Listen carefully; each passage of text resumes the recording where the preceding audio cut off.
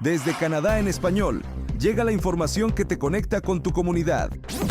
Esto es RCE Noticias, actualidad, análisis y los hechos más relevantes en un solo lugar. Saludos a nuestra audiencia, soy Alejandro Ballesteros y este 22 de julio de 2025 les traigo las noticias más destacadas de Canadá y el mundo. Acompáñenme con lo más relevante del día. En Ontario, los premiers de Canadá se reúnen en Muskoka para abordar los aranceles impuestos por Trump, buscando una estrategia unificada para proteger la economía nacional frente a las tensiones comerciales con Estados Unidos. Los premiers de las provincias y territorios de Canadá, reunidos en el Consejo de la Federación en Muskoka, Ontario, abordan hoy la escalada de la guerra comercial con Estados Unidos junto al primer ministro canadiense, Mark Carney. Como un eje central, la respuesta a la amenaza de aranceles del 35% impuesta por el presidente estadounidense Donald Trump, con un ultimátum para alcanzar un nuevo acuerdo comercial antes del 1 de agosto. En una carta enviada el 10 de julio a Carney, Trump anunció que los aranceles entrarían en vigor si no se logra un pacto, tras haber elevado previamente los gravámenes al 50% en acero y aluminio y al 25% en autopartes. Estas medidas, que no afectan a bienes que cumplen con el acuerdo Canadá, Estados Unidos, México, TEMEC, han generado incertidumbre económica, con impactos notables en la industria automotriz. Por ejemplo, Stellantis reportó pérdidas significativas y suspendió operaciones en su planta de Ontario, según CBC News. Carney, quien se reunió con los premiers anoche en la cabaña de Doug Ford, reconoció que un acuerdo sin aranceles es improbable, pero insiste en buscar el mejor trato para Canadá. El premier de Quebec, François Legault, expresó su esperanza de un acuerdo que brinde estabilidad económica, pero exigió proteger la gestión de oferta, la cultura y el idioma francés, sectores clave para su provincia. Doug Ford, anfitrión del evento, firmó memorandos de entendimiento con Saskatchewan y Alberta para impulsar infraestructura energética, como oleoductos, y eliminar barreras comerciales interprovinciales que cuestan a Canadá $200 mil millones anuales. Ford también subrayó la urgencia de reemplazar el oleoducto Línea 5, amenazado por cierres en Michigan, para garantizar el suministro de combustible. Carney destacó la necesidad de fortalecer la economía canadiense mediante grandes proyectos de infraestructura y la reducción de la dependencia de Estados Unidos.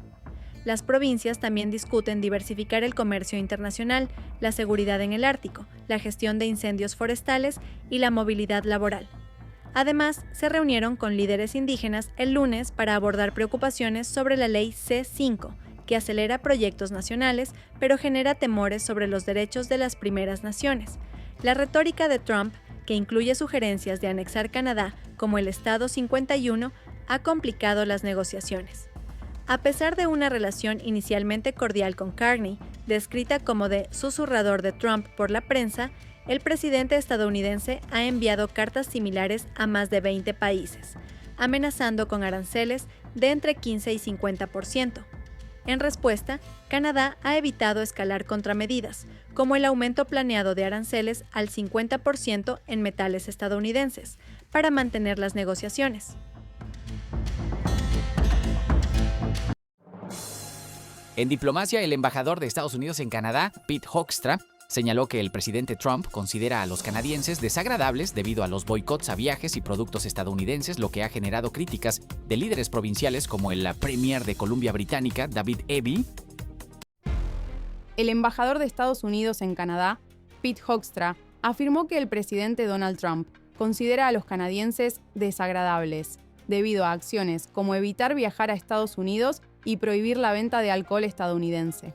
Estas declaraciones, pronunciadas en la cumbre de la Fundación de la Región Económica del Pacífico Noroeste, en Bellevue, Washington, el 21 de julio, reflejan la creciente tensión en las relaciones entre ambos países. Hoekstra señaló que medidas como el boicot al alcohol estadounidense y la reducción de viajes transfronterizos no envían señales positivas sobre la disposición de Canadá a cooperar con Estados Unidos. La declaración se dio en respuesta a una pregunta sobre cómo fomentar los viajes entre Vancouver y Seattle, que serán sedes de la Copa Mundial de la FIFA 2026. Por su parte, el premier de Columbia Británica, David Eby, obtuvo una grabación de los comentarios de Hoekstra y los compartió con la prensa canadiense. Eve destacó que estas reacciones muestran que los esfuerzos canadienses para resistir las políticas de Trump, como los aranceles del 35% impuestos a productos canadienses, están teniendo impacto. En consecuencia, instó a los ciudadanos a seguir comprando productos locales y vacacionando dentro de Canadá. De igual forma, varias provincias, incluida Columbia Británica, han prohibido la venta de alcohol estadounidense en tiendas públicas como represalia por los aranceles de Trump, que incluyen un 50% a metales y un 25% a autopartes.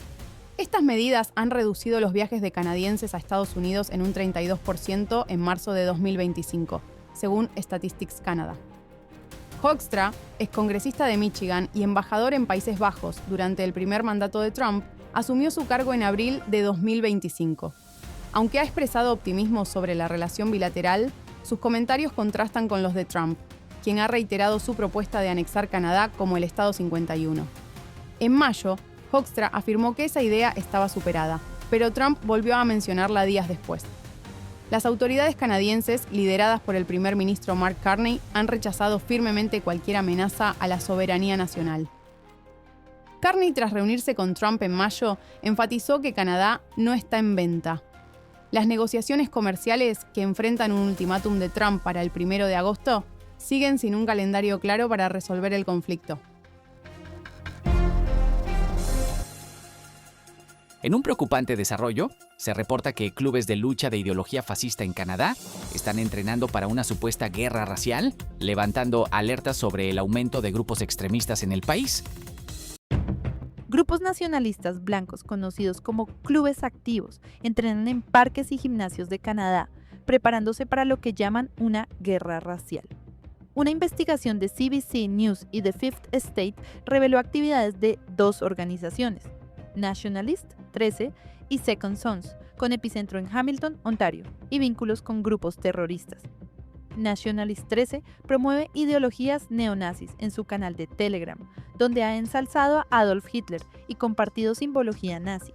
Por su parte, Second Sons, vinculado a la red extremista Diagolon, difunde mensajes antisemitas y antiinmigrantes.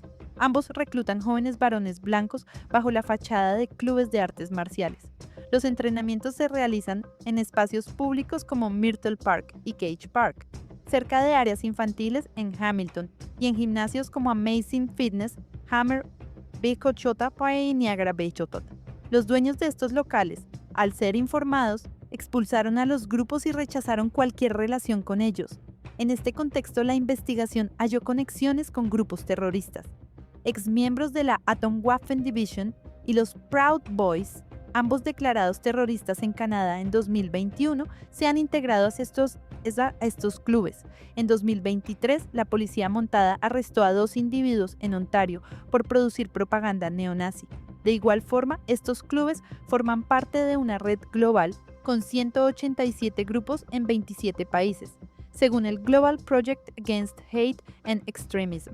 Su retórica de un conflicto racial y su entrenamiento paramilitar representan una amenaza creciente para la seguridad. Las autoridades, incluyendo la policía montada y el servicio de inteligencia, han intensificado la vigilancia. Por otro lado, el alcalde de Hamilton instó a la comunidad a denunciar actividades de odio tras estas revelaciones. En Nueva York, el caso de Melina Fratolin, una niña canadiense asesinada, conmociona a la comunidad. Las autoridades han revelado que el crimen y la investigación continúa para esclarecer los detalles.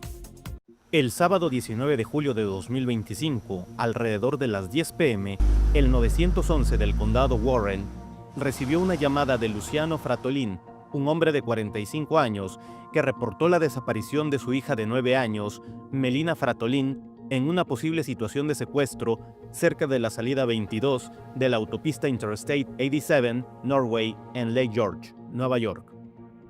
La Policía Estatal de Nueva York y la oficina del sheriff del condado Warren acudieron de inmediato al lugar y comenzaron una investigación para dar con el paradero de la niña. El domingo 20 de julio, agentes de varias agencias organizaron un operativo de búsqueda en la localidad de Ticonderoga, Nueva York, en una zona que Fratolin habría visitado. A eso de las 10:50 p.m., guardabosques del estado de Nueva York encontraron el cuerpo de Melina en una parte poco profunda de un estanque. La investigación reveló que el 11 de julio de 2025, Fratolin y su hija Melina, ambos residentes de Montreal, Canadá, ingresaron legalmente a Estados Unidos con fines turísticos.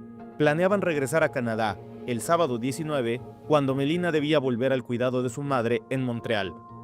Fratolin y la madre de la niña están separados desde 2019. La menor vivía permanentemente con su madre y veía a su padre durante sus visitas a Canadá. A las 5:30 p.m. del 19 de julio, cámaras de vigilancia captaron a Melina junto a su padre en Saratoga Springs, Nueva York. Una hora después, Melina habló por teléfono con su madre y le dijo que estaban de regreso a Canadá. La niña sonaba bien y no dio señales de estar en peligro. La investigación determinó que en algún momento después de esa llamada y antes de la alerta al 911, Fratolin presuntamente asesinó a Melina y abandonó su cuerpo en una zona remota donde agentes la hallaron más tarde. La versión inicial de Fratolin sobre una supuesta furgoneta blanca sospechosa en el lugar resultó ser falsa. Las autoridades acusaron a Fratolin de asesinato en segundo grado y ocultamiento de un cadáver. Lo trasladaron al centro de detención del condado Essex, donde quedó bajo custodia a la espera de su comparecencia. Su audiencia está programada para el 21 de julio en el Tribunal Municipal de Ticonderoga. La causa de muerte de Melina se conocerá una vez concluidos los resultados de la autopsia prevista para este mismo lunes 21 de julio.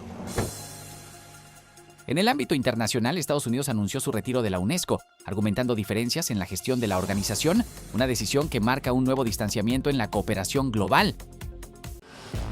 En nuestra sección de Cultura General analizamos la relación cada vez más estrecha entre depresión y adicciones, un problema creciente que afecta a millones, según estudios recientes que urgen a fortalecer los sistemas de salud mental. Depresión y adicciones tienen una estrecha relación. Fíjate, en concreto, entre un 20 y un 50% de las personas deprimidas tienen además dependencia a alguna sustancia. Y también sucede al revés, es decir, hasta el 60% de las personas con adicciones acaba desarrollando una depresión que, sin embargo, no se les suele diagnosticar. Por ello, es necesario poner el foco en esta correlación entre depresión y adicciones. El objetivo, abordar de forma conjunta ambos trastornos, lo que redundaría en una bajada en el número de recaídas. Si escuchas, te lo cuento. Patología dual, así se llama la enfermedad en la que el individuo no solo tiene un diagnóstico depresivo, sino además una adicción. Suele ser al alcohol o al cannabis, de forma mayoritaria, también a la cocaína o los opioides, aunque también existen otras dependencias como al juego patológico o a las nuevas tecnologías. Sea la adicción que sea, todas funcionan de un modo muy similar. Enmascaran el problema y evitan un diagnóstico preciso. Porque cuando un individuo tiene una depresión dual, esta puede actuar como un detonante o un factor mantenedor de la adicción.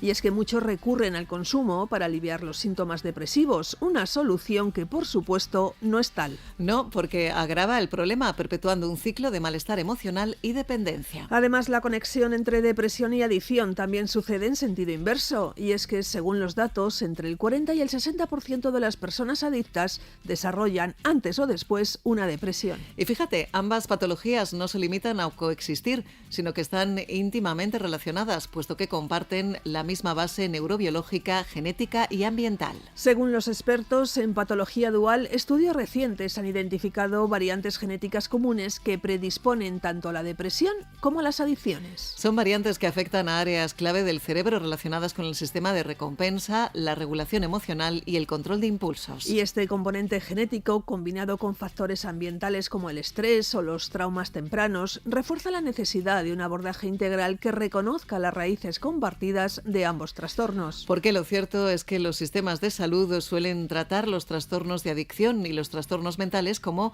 problemas separados, lo que contribuye a pasar por alto la coexistencia de ambos. Por ejemplo, un paciente con una adicción al alcohol podrá recibir tratamiento para su dependencia, pero sus síntomas depresivos subyacentes, por regla general, no serán abordados, lo que incrementa el riesgo de recaídas, autolesiones y suicidio, además de agravar el deterioro social, laboral laboral y familiar. La patología dual afecta a más del 60% de los jóvenes atendidos, al 40% de las mujeres y al 30% de los hombres adultos. Esta organización afirma que para el tratamiento de desintoxicación sea realmente eficaz, ambos trastornos, adicción y depresión, deben ser abordados al mismo tiempo porque coexisten, pero además deben tenerse en cuenta todas las áreas que afectan a una persona. Claro, porque con frecuencia los adictos presentan dificultades en su día a día, lo que puede desencadenar en un aislamiento social o en una sensación de incapacidad para realizar una vida normalizada. De ahí que sea necesario abordar también el resto de áreas que forman parte de su vida, como el ocio, la formación, el desarrollo personal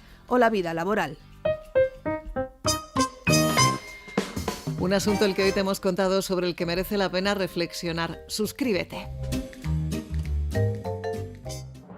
Hoy recordamos un hito cultural. El 22 de julio de 1983 se estrenó el primer episodio de The National, el icónico noticiero de CBC que se ha convertido en un pilar del periodismo canadiense. Y con esto finalizamos la edición de hoy. Gracias por estar con nosotros. Un cálido saludo a la provincia de Nueva Escocia, especialmente a Halifax, Dartmouth y Sydney, y a la comunidad dominicana por su apoyo incondicional. Suscríbete, comenta y comparte para que la comunidad hispana en Canadá esté siempre informada. Soy Alejandro Ballesteros, nos vemos mañana. ¡Hasta la próxima!